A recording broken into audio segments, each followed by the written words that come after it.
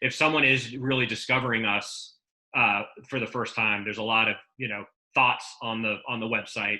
But really, to me, what I found lacking in my own life was this sense of community and solidarity.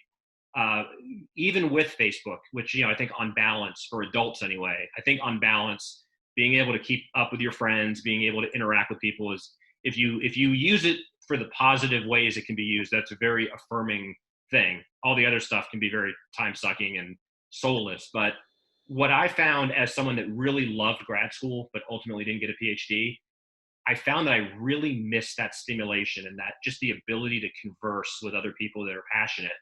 And when I went to the Noepe Center at Martha's Vineyard, obligatory shout out to my good friend Justin Aaron.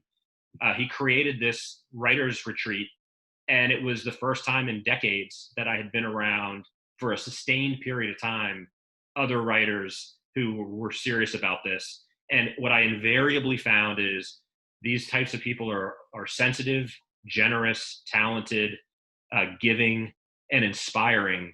So for me, this became that kind of cliche of you write the story you want to see in the world, you create the reality you want to have. That's really the mission of 1455 in a nutshell. Is it's very selfish. It's trying to create this environment that supports and celebrates what writers are doing, because writers themselves recognize how difficult and lonely and often unrewarding the work is. For all the reasons we've talked about, it's super rewarding and spiritually enriching, but the reality is it's a very solitary endeavor, and there isn't a surplus of support. I'm not even talking about financial, forget that, but just the loving community. And what I've loved about what I've seen, the writers that really inspire me are ones that are part of the literary community, both the literal, but the figurative, like the literary community.